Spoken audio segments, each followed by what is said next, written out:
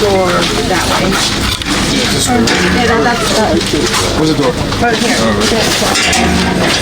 So you kind of want that kind of straight underneath.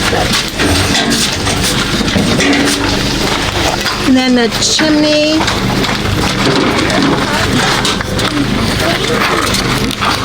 Okay, it also has this little tray that comes with it, like a warming tray that you can set stuff on. And they used to have like a hot water heater you could, a little pan for hot water you could put there, but this company, recently the guy that makes them, got sick. And so he's not making the hot water heaters right now, but this is a 4-dog stove company, and I know that's a funny name, but back in the day, the amount of warmth the stove put out would be determined by, like if it's a 3-dog stove, it would take 3 dogs to keep you warm at night, and that's how cold it is. If it's a 1-dog stove, then there's 1 dog. It was not very cold. It's I think this one actually is called a 2-dog stove. So it's cold enough to keep you warm you need 2 dogs to keep you warm. So, of course, I don't know if those are Great Pyrenees where they have lots of fur or not. But, and this goes here. And you would actually... what's the coldest weather you guys use this in? Probably about 18. 18 degrees? Yeah. But it's sufficient. We were warm. Oh yeah, it still works really well. This actually probably was our next size bigger that we were doing that. We also had a larger one of these set up on our property. We had it on a wood platform, and we had a stove in that, and we would let guests stay in there, and it was plenty warm. Yeah.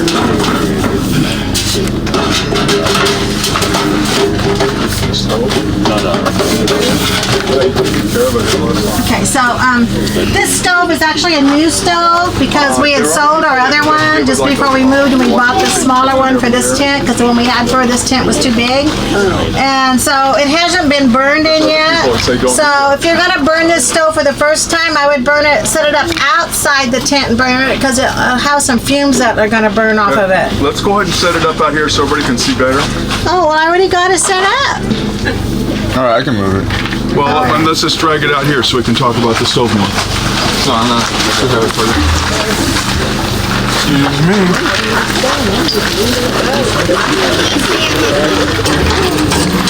Okay, here's your chimney. Huh? What? Oh, I didn't put the right one on first. So you need a husband. Can you cook on that? Yes, you can. Some of these stoves you can't cook on. Not this brand, but some of the other brands, because the fire in the Firebox is too tall, so the fire is too low, and so that you might be able to warm something. But as far as cooking, we watched a video of one guy that was trying to do a video on cooking on his wood stove, and he had one of those, and he had that thing cooking forever, it seems like, and his food never did get done. So you can boil water in a pot here? You probably could, but it would take a long time. On this one, it would go quick. Because this Firebox is not that deep. Your fire is closer to the top of your stove. So then you and want some stoves too have like an air pocket thing between here and there, and those are not good either for cooking on. So the shorter the Firebox, the better. Well, it depends on your stove, how large it is too, and how big a fire you're going to have in there. Okay. This one, the Firebox is relatively small. A lot of the people who use these anymore, everybody's using those little propane stoves for cooking on. And so they're not cooking on the wood stove, and so they want something they can load up with a whole bunch of wood and sleep all night without having to reload it. Okay. However, the stove that Becky is telling you about, where they so they'll have the stove about the same footprint, but it'll be this much taller or so. Okay, they were trying to cook on that stove, and it just wasn't working good because, and I was, just kind of thinking about it. Well, the fire's too far away. Okay. And so that's why we got this one rather than the kind that they want to sell you with the stove. The same companies that sell the stove also sell, companies that sell the tent also sell stoves. And theirs are typically like that. There's another type of stove that we have that we like really well called a cylinder stove. But I realized that with that, where it comes together at the top, there's this strip about 2 inches wide down the very top where the flames actually contact the bottom of the cook surface. That heats water pretty good, but if you're trying to boil food, it's not going to work. So that's one of the reasons we got this one. Now this stove arrived like shortly before, we ordered this one and it arrived shortly before we moved out of our place. And so we haven't even fired this one up yet. I already told him that. And yeah, she told you like you would want to fire this up outside to season the paint on it, otherwise it's going to make everything inside the tent smell horrible, like burnt paint. So anyway, just picture this being set up in there. We have it out here so we can see better. I think as far as in there is concerned, picture a cot across the back end, another cot up this side, little table up here in the corner, stove's taking up that part, with some firewood and whatever there. I'm encouraging the use of cots. I was sharing this with one group and the guy said, why don't you just sleep on the ground, put a mat out. Well, that works. But the cot gives you underneath the cot storage space, which really helps. Okay, so maybe the cot's a good way to go. As far as making these stoves operate, there's 3 other things you need beside the stove. This one's an ash bucket because they fill up with ashes as you're burning them. Then an ash shovel to scoop it out, and a poker to rearrange the sticks inside. Now, because I didn't have space, I really would have liked to have brought a larger metal bucket for this, because in my thinking, while this is heating up, you might as well have hot water, which is a blessing for so many different things. And so just to put a bucket, again, I would want a larger one than this, for just to be sitting on here with water in it. Now, Becky said that they used to make these tanks that would sit alongside the stove, or you could put it on this side here too, to heat water in. And if you are fortunate enough to get a stove that has one of those, keep in mind that if you ever let all the water out of that, the metal will heat up and it'll mess with the seals on the faucet part and ruin them. So if you take water out, you put water back in. Well, I follow the same principle with this. Take water out, you put water back in. So it never gets all the way down. Then it leaves all sorts of crusty deposits and whatever on in your bucket, makes it ugly. Running the stove, you always want to keep a layer of ashes or something in the bottom of the stove. A lot of people will put sand in or just dirt. Well, I think ashes are going to be there anyway, and why get other stuff mixed up with the ashes, because ashes are useful for a lot of things. So when I first fire it up, I'll just go real easy with it until I get a good layer of ash, before I really load it up. Let's say like for the night or something like that. Since you're burning wood, you're going to need some wood processing tools. And at a minimum, I would recommend these 2. Okay, a simple bow saw. You can get this at any hardware store or the hardware section in Walmart. Notice I have a piece of hose here protecting the teeth because they're sharp. Who wants to get cut with that? You can get cut with this, yes, for sure. And this is a simple hatchet. I have larger hatchets and larger axes, but I found myself consistently reaching for the smaller one because you're doing this a lot, just little stuff like that, splitting up kindling mostly. Like if I'm cutting firewood, I'm using the saw. This is mostly being used for splitting up kindling. And so it's a lot of just wrist work and arm work. And you're not swinging all crazy or anything like that. This is heavy enough that if I do need to swing with it, I can. But again, most of the work is just doing like this, and so makes it easier on your hands. Most hardware store hatchets are junk. Okay, I hate to say that, but that's the truth. I'm not worried about the handle material so much. I like wood because I like more organic stuff. But I saw this one at the hardware store and I thought, that's got good lines. I think that would work anyway. So I got it, and sure enough, it's a fairly decent hatchet, even though it doesn't have any brand name on it anywhere. What I mean by good lines is, notice the top curves up a little bit, but the bottom curves down more. Okay, you see that? Top curves up a little bit, but the bottom curves down more. Also, looking at the profile here and how it thins down. This is about right. Some other ones are real fat through here, okay? Those don't work quite as well. They work fine for splitting, but if you have to do any cutting with it, that thickness is just awkward. I had to regrind the edge here. It had a thicker edge, more angle to it. And so I thinned it down, which makes it cut better, and also it splits wood better that way. When you're splitting, it'll bite into it, and then you can, if you need to. So anyway, like I said, at a minimum, I'm trying to share the minimum stuff you need to have. So if you come here to Rick and Sylvia's property, bring this stuff, you're set, like the people in the story we read. Oh, didn't talk about this. They will sell the telescoping stovepipe set with this for a spark arrestor. Okay, you don't want sparks coming out from here and falling on your tent and making a hole. They'll burn a hole, even though it's fire retardant treated, and so it isn't going to necessarily catch fire, but it will kind of just sit there and smolder away and make a hole. So I recommend getting a rain cap. Notice I put the same screen like this. I lined the inside with it. It didn't come that way. And wired it down in place. What I need to do with this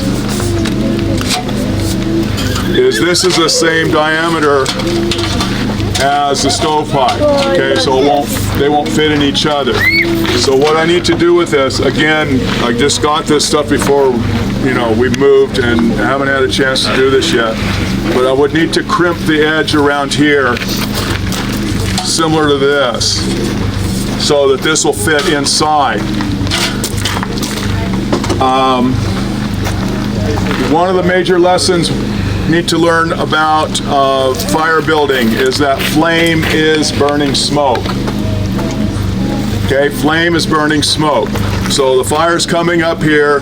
As it comes up here, it's going to cool and turn back and stop burning. It'll turn back into smoke. And as it cools further, the smoke will condense, and that's what that black sticky stuff is on the bottom of your cook pots. Well, it's going to be all like that inside there. And here's where it really cools off. And so then this will, you want all of that stuff basically to drip down inside. And so that's why the upper piece fits into the lower piece, so that anything that condenses here will run down inside and back down in and reburn. Makes it more efficient and a lot cleaner. Otherwise, you're going to have that black sticky stuff running on the outside. First time I did it, I crimped this one and stuck it inside there. It's running down outside, just making a big, mucky mess. So anyway, I need to crimp this. Probably the simplest way to do this is get a 2x4 and a couple of nails, drive them in next to each other, cut off the heads, bend them down, and then get another nail that's bent this way. So this will slide in over the two nails, and then another third nail's hooked on this side, and then just hit it with the hammer, and that makes a little dent. And then just move it around until you have this kind of a pattern on it. It's not going to be quite that neat or that small. It's going to be a little larger, but then that'll crimp it just enough so that it'll fit inside there. And then that would go on the top. Any rain that falls isn't going down inside, it's going off. If you noticed when this was inside the stove, well, won't worry about that. That there's a little bit of gap between the stovepipe and the stove jack. Okay, in our other stove, we don't have that gap. They fits right next to each other. Yes, a little bit of rain will fall in there, but all the rain is going to like hit the stovepipe and dry up before it gets anywhere and causes any problems. So unless it's really pouring in, you'll probably be okay. Well, you probably wouldn't want it to touch the stove jack anyway. I mean, you don't want to. It can. That can handle the temperature. The stove jack can handle the temperature. Okay. Yeah. There's a little, if you look at it on the outside, there's a little flap that covers it for when you're not using it, and so you need to roll that up and tie it up. I don't have that rolled and tied right now. Somebody ran down the hall. Oh, okay. Let me get my paper and see what else I need to talk about. Thanks, Liz. Question. Yes. What's the purpose of this thing here? Oh, the damper. this is, they call a damper.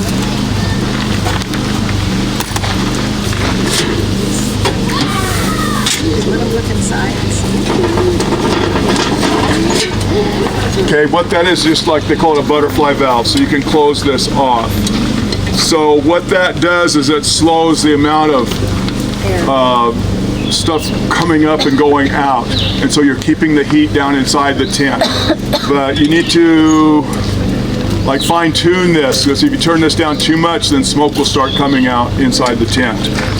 You have an airflow control here on the front, so you control your fire, the rate of burn between this and this here. That being the most important part of it. Now each stove and tent setup will be different. In other words, if I was to use this same stove in our other tent, it would react a little bit differently than when I'm using it with this tent. And so when you get your system together, you just have to play with it and figure that stuff out. You know, how much wood to put in it to get the heat that you want, and what settings you need to have on the air intake and the damper and all those kind of things. So it's just going to require a little bit of playing with it. Oh. Something else you need to make this lifestyle work. It's a wash basin, a large wash basin. Okay, this happens to be a large dog water dish. I saw this and I thought, oh, that looks like a good size. I wish it was heavier gauge metal, because this particular one will do this. Okay, and if you have just a little bit of water in it, when it does that, you might get splashed in the face. So I don't really recommend this one, but it fits in my box and it works for the demonstration. I would aim you towards Lehman's non-electric catalog. They're online, and they got a store somewhere too. Some of the Amish stores and stuff will have these larger wash basins. One that Becky and I have that we like the best didn't fit in the box, so we didn't bring it, but it's actually about this kind of big around. And you're going to use that wash basin for a whole lot of different things.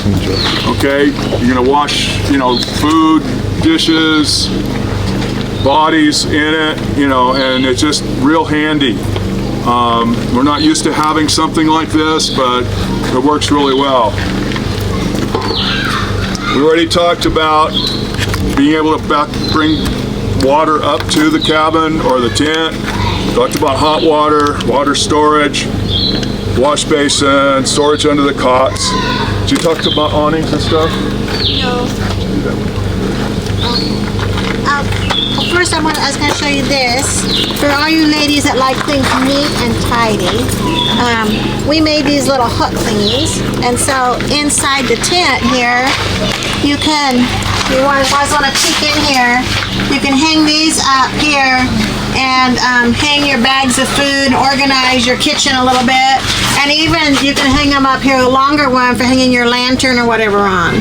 And so they're really easy to come by, and they work really good for organizing your stuff. So your food and stuff isn't sitting on the floor; it's hanging from your rafters and stuff.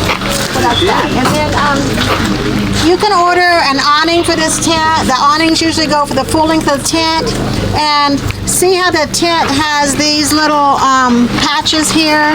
This is from the wall tent company. They don't actually put a sleeve here, they just put this here, and if you want to extend your frame out, you just cut a little hole through this. There's a little spot there to do that. And then and the top here has one that's built in too. You can see it's not just for ventilation, it's so you can actually put a pole clear through there if you want to set this up like out in the woods with just a pole. And you would put the same thing on the sides. And then the awning would go clear past. And so if you were gonna order this tent with the angle kit, you would want to order the angle kit with an awning, because then you have more of those angles that come out further.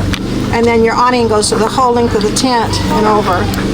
How does the awning go? Like an A shape or? Same shape as the tent, all the way out. Does it have And- the hole for the? Pardon? Does it have the hole that the awning has the hole? Yes, for it has a hole for the stove jack too. So it's made for the tent. Now you also, the awning, you can get it in that poly something fabric, or you can get it in the canvas also. And I recommend the canvas. The one that we got for our other one, I didn't realize it came in both fabrics, and I didn't specify, and I got it in the other. And it's all right, but the sun comes right through it. So if you're trying to sit in the shade, it just comes right through that stuff. It's white and it's that thin stuff. It doesn't work very well. The canvas will work much better. So if you're going to get one of those, I would recommend the canvas. If you don't want to put the stove on that hole, do they sell something to put it on top of that hole? There's a flap over there. Oh, there's a flap And on you it. just roll the flap up when you're using the stove. Oh, okay. And tie it, and when you're not using the stove, then you just cover that hole. So you don't have to use the stove. Like in the summer, you may not want Yeah, the that's what I was stove. wondering. I'm like, Yeah. And Yeah, so, if you're using this for in the summer, like cooking on it, you wouldn't be using it for heat. Just go ahead and bring it outside under the awning and set it up there and use it for Like a cooking, and grill. that way it's not heating up the house so much. Okay, so anyway, our other stove, our other tent that we have, the bigger one, it came from a guy in Colorado that makes them. And when you order one from them, they're close to the same price. I think his are just a little bit more expensive, but you order the tent exactly how you want it. Like he'll ask you, well, do you want screens? Do you want this many windows, or one window, or 3 windows? Do you want a door on each end? You want just a door on one end? I mean, you specify exactly what you want, and he builds it for you after you order it. So it takes a few weeks to get it. This one is the Wall Tent Factory and Wall Tent Shop, and they have them ready to go. So if you order it today, it'll be there. He ships it off the next day, so it comes really quick. And they're nice little tents, but the other one is just a little bit. The craftsmanship on the other one's just a little bit better, and like he'll ask you if you want like the sleeve for here, like if you want to extend for an awning, and he actually sews in a little sleeve thing that goes in. So it's going to keep the cold out better. It's going to probably last longer with this. It's going to rip out eventually, probably. So What's the dimensions of this? this is 8 by 10. Is that about a good size? Well, I like the 10 by 12 better. And like I said earlier, the reason I do is because we can put our cots in, 2 cots in there. We can put a full-length folding table and our stove, and there's plenty of room. And actually, I can even take my chair in there if I want to sit in my chair in there. For this one, you put in the 2 cots, and you have to put in a short table. There's no longer room for a longer table. And then of course you have the stove still. So how do you have your cots going this way and this way? yeah, L, and then make an L. And where would the table go? Although on the other tent, on the bigger one, you can actually put a cot this way behind the stove, and there's room there for it, and then one that way, and then the table on the other side. There's stackable cots where you work out. You can order bunk bed. You can buy bunk beds, bunk bed cots that go in these tents A friend of also. ours has some. We got a couple. We have a friend that has 3 daughters, and he's got a triple one high, I think. Does this have a window? It has a window in the back, Because that's how we ordered it. You can order it the way you want it. I have a question. Is it strong enough to hold with big rain, heavy? Oh yeah. What was the, Oh yeah. what was the question? It is strong enough to hold up if it rains heavy, yeah. And it has tie-outs. You can tie it down. We did not tie it down we didn't today. stake it down. But you can stake it down in case you're in a lot of wind or something. You notice these tie-outs, like if it's windy, I would have these all staked down. Okay. We went to a program in Arizona once, and it was really windy, and I had like every single stake, every single tie-out staked down. It did all right, but had to have it all staked down. The same if it's snow? Pardon? The same as it's snow? Yeah, it'll do a snow load. And you can always go on the roof and on the inside and knock the snow off. But having the stove going inside that's warm, there's going to be like a layer of where it's melted, and it'll just keep slipping down. Especially with the rain fly. The stakes that we use are like these. For this? Okay, that's the kind of stakes you use. Or those ones you can get at Walmart where it's, it's just a long spike like that. Use the metal ones. Any other We questions? didn't set this up inside. We can do that if somebody wants. But I think you kind of get the picture of how tall this is. You want this to be taller than the peak, so that the smoke will blow away rather than smoke, curling up on that one side. And usually when you're putting it together, inside is the stovepipe, you hand the end of the stovepipe from the outside in Well, to hook it up, because it otherwise depends on your you can't situation. get the little thing on top through the hole. So you have to go right. the other direction. And unless you can put it on outside, if you're really tall, you can stick it on. I'm not that tall, so I put all the stovepipe together and then I push it through from the top. Okay, just in closing, want to remind you that you can do upgrades from here. Okay, the first thing I would think of is by putting this on a wood platform. Then I wouldn't be using the tarp. Just the wood floor would be the floor probably. That's going to get you up out of the mud and the bugs, the dirt. It's really going to be helpful. That's more a permanent location, not just moving it around. Yeah, that's not something you're going to pack around with you. But I mean, then you could, put the wood frame on and then add to the wood frame and end up with a little cabin step by step if you wanted to. You have those options with this type of tent. The last thing I want to say here is at the bottom of my note sheet, and I'll leave this on the tailgate as we start putting things away. I have the write-up. This is for the 10 by 12. This is for the 8 by 10. This has all the prices for all the different items and gives you a bottom line so you can see about how much it would cost. Now, this is like 2016 prices, and this particular one here is 2018 prices. So keep that in mind, with the way prices have been going, it might be up a little bit. Also, talks about who the tent is from. The stove that I have on both of these lists is that smaller cylinder stove I was telling you about, because I liked that one real well because it was small, easy to pack around. Since we've gone to this one here, this one costs about $50 more, roughly. So if you're going to go with a better stove, just add about $50 to the price, okay? Where is it? Any questions before we start tearing down? She has a question. Where can you buy this stove and this? I'm sorry. Where can you buy the stove and this? Yeah, that's what he was just saying. We bought this tent in 2018. We got this stove like about a year ago. Oh, she Okay, said like less than a year ago. Yeah, because we moved out at the end of wanted to know July and where. it got here just before. Just want to know where to get it, not when. Where to get this? Okay, the people that make this is called the Four Dog Stove Company. Okay, Four Dog Stove Company, and just look them up online. And you like the cylinder stove better? No. I like this one better. Okay. I like the cylinder stove really well. If I wasn't going to be cooking on it, I probably would go with the cylinder stove. But since I want something I can also cook on, that's why I've gone with this particular model. Okay, and again, it's about the height here. How far does the fire have to go before it hits the bottom of the cook surface? We've also seen online a little stainless steel stove. It's pretty pricey, I'll warn you. But it's a lot lighter weight for moving around, and we were thinking of getting one, but Jim was thinking the stove box, and it looked like it was pretty small. So I don't know, but there's other options you can check with online. Just when you're doing that, just consider the things we were saying about the fire being close up to the top and how it's going to cook if you're going to be using it for cooking on. And they're constantly coming up with new stuff too. Yeah. So Will this heat all night, or do you have to? You have to put wood in it during the night. this Yeah. one, Jim does, I don't. on a really cold night, I would expect to have to maybe get up like 3 times to put wood. I mean, I'm talking really cold night. Because it's a To small put- to box. put- yeah, because it has a relatively small box. And that's If burning it's not, oak. that's oak. If I was burning pine, it would have to be more frequently. You know, just because of the characteristics of different woods.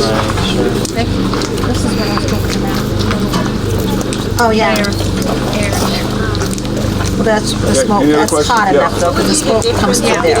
One of these wood cooking stoves to put in, say, like a travel trailer or something on wheels. I have a little wood Because they make There's those. some kind of They make little layer on here. They make little wood stoves that. for I doubt travel there is trailers. now. This And I haven't quite figured out Asbestos is how I kind of want outlawed to configure now, that so I yet doubt with our it's, trailer. but it's probably an older stove. But I do want to get that one hooked up with a wood stove But somehow, some way. even still, it's got a lot of See the paints and benefits stuff of on it, this is so a we mobile still would not burn situation this with in the that tent until it's been burned versus outside that. first. Yeah. And you'll notice when you burn it outside too, the chimney, you can't put this can in your tell it burns backpack. nice. No. Right. Chimney so too. You know. Seems like it would be better to go with that Yeah. because either So way you you're want not to going burn to all that off. go It'll stink up your in the tent. mountains with that on your back. You don't want to No. breathe that either. Okay, So it's just I'm let me have everybody's attention here. I'm going to say just a couple more things in closing. Kind of thank you for reminding me of this couple things. Up until, like we did one, before we came on this tour, we did one trip up to Washington State to do a program with our trailer. We've just had this for a couple months. Before then, we always would take our tent, stay in our tent while we did the program, and use the tent that we were staying in as a demonstration tent. Okay. I would die or you would get me very hurt. 2 reasons we've gone with the trailer. Basically because God hooked us up with it, but also we're getting a little older and setting up the tent, taking down, there's just a lot to do. And also the thing that really cinched it for me is like if we're traveling cross country, like when we were coming out here, you know, like for I think about 3 nights in a row, we would just pull into a truck stop or a rest stop and just spend the night. You can do that in an RV. You can't do that in a tent. Okay. Well, you can do it in your car, And so sit in your front seats. We it did made that more many sense for times. us to go ahead and go with the RV. Okay, like I was telling you and tell everybody here, my goal is to set that up with a wood stove somehow. Okay, I'm still working on how exactly I want to do that, but I mean that is my goal. I wish I had, you know, a plan to lay out for you, but I don't. So anyway, that's the thing there. Again, like I said here at the very beginning, you know, same principles that apply here that we've shared with this demonstration would, you know, work with a cabin or an RV with a wood stove or whatever. You know, those are the elements that you need to have because you're not going to be hooked up to the grid anymore. You know, or it's going to be turned off, and you're going to need to provide those things for yourself. You know, water source, wood heat for cooking and for heating the home, you know, being primarily there, ways to wash and stuff without the running water, all of those things. Okay? But this is, our trailer's home now, Yeah. because we sold our home when we were, But you would still need your truck and fuel to transport this around because it can't go on your back. If I'm traveling. Just like you would need that, right? if you're Yeah, traveling. so like when the time comes that I can't travel anymore, I would be setting up somewhere. although we didn't have the truck before. We took it around in our Our van first and then our van, car. and then later we have a Traverse, Chevy Traverse. Chevy Traverse, and it fit in the back of that. Also, I hope you're getting the difference between the country living phase and then the wilderness phase. Okay, this is country living. This is not something you're going to stick in your backpack. The RV, definitely you're not going to stick in your backpack.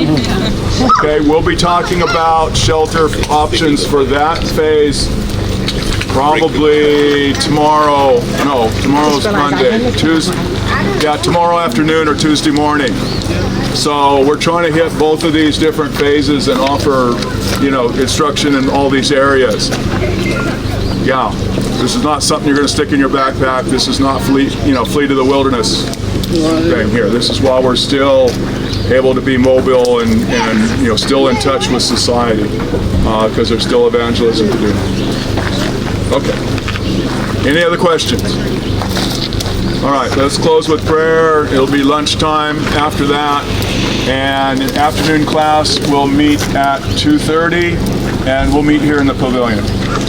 Okay, 2:30 in the pavilion, next class. Father, thank you for being able to talk about these things. I just hope it'll be a blessing to those who have heard about it, and that they'll be able to put these principles into practice so that they can be a blessing, they can be an asset rather than a liability. Pray this in Jesus' name. Amen.